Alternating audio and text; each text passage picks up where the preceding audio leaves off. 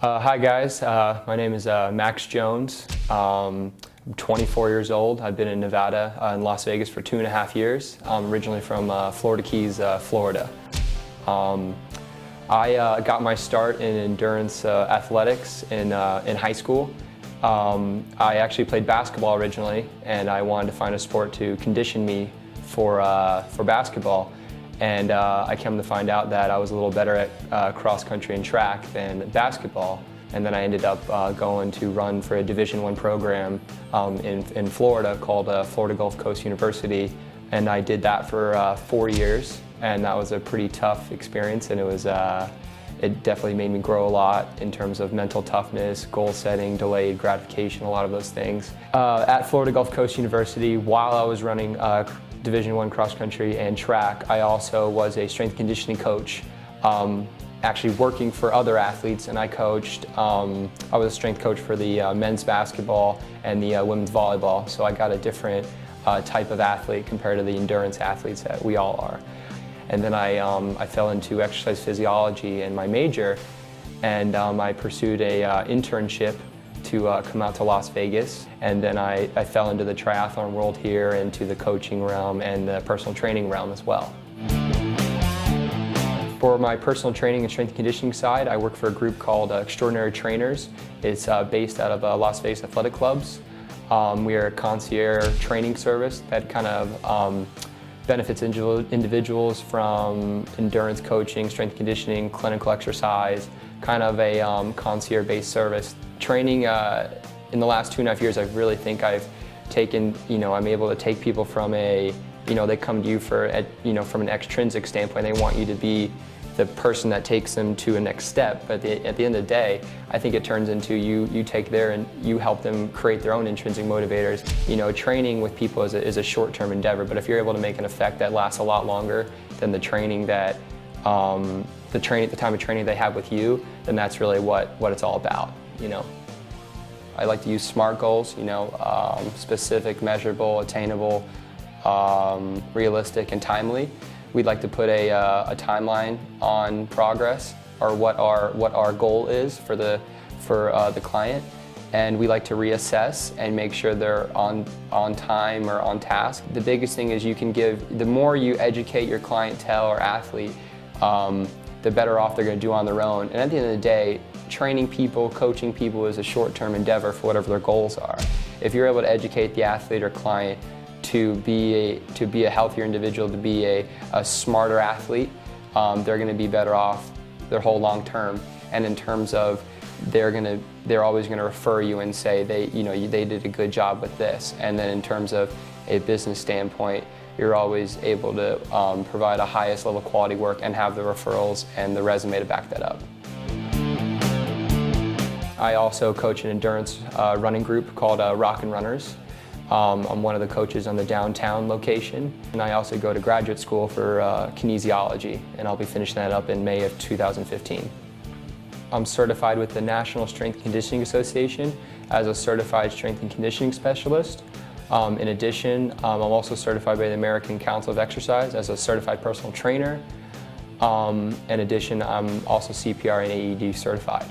I do have aspirations to get into USAT triathlon coaching, and also USATAF, United States Track and Field certifications as well. My real competitive running background started when I went to the Division I level of Florida Gulf Coast University, and I ran cross country and track, and that was a big wake-up call of what the rest of the country and some international students were able to run at the level. And it was pretty daunting to start. We were running 80, 90, a couple 100-mile weeks, and it was a really tough setup for 4 years, and I really put my emphasis and my college career into that athletically. When I came out to Las Vegas, I did try and run initially at a higher level, and I ran into people through the triathlon realm that said, hey, you should come try this. And it was really nice to get excited again about a sport. I had been running for a long time consistently, and when you get excited about something and being as competitive as I am, it's nice to get good at something again and learn and be the student and really learn from a lot of the experts in town here that have helped me along the way. I've been racing triathlon for 2 years. I've won my age group every time I've competed, except one time at Pumpkin Man last year. And I just did my first Olympic a couple weeks ago at Kokopelli, and I got third overall.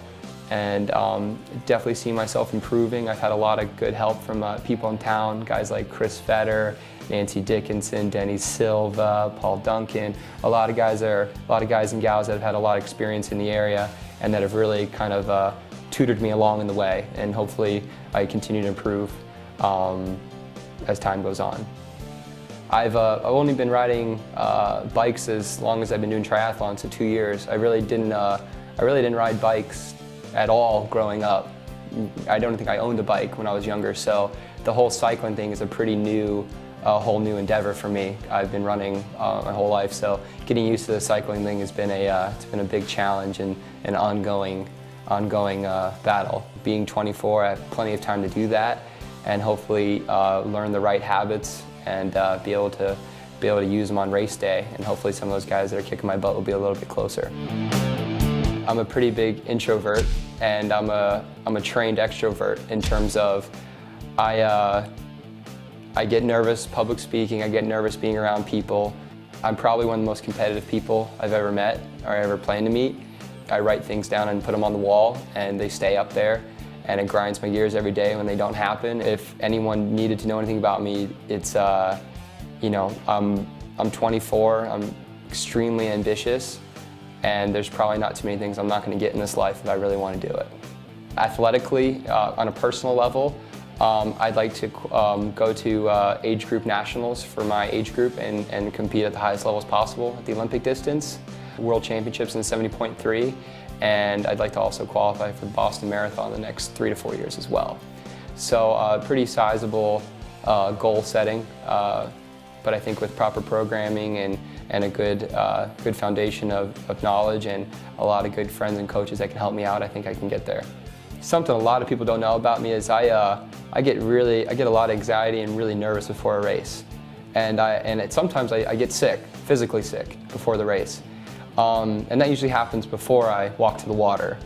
And if that happens, and then I feel very relaxed, and I do get kind of a smirk on my face because I know I'm kind of in my element. I'm kind of in the place where I want to be, and I've done everything I can at that point in time to be ready for what I'm about to do. And that's usually why I'm grinning. It's usually kind of a quiet confidence, kind of a nice little calm before the storm, if you will, kind of attitude, hopefully. I try and surround myself with people that are a lot faster and more knowledgeable to sport. So if I can drink in as much as I can from their experience, their athletic ability, and in time, hopefully I'll give them a run for their money. But it's okay for right now, as long as they're kicking my butt and helping me out. So that's what it's all about.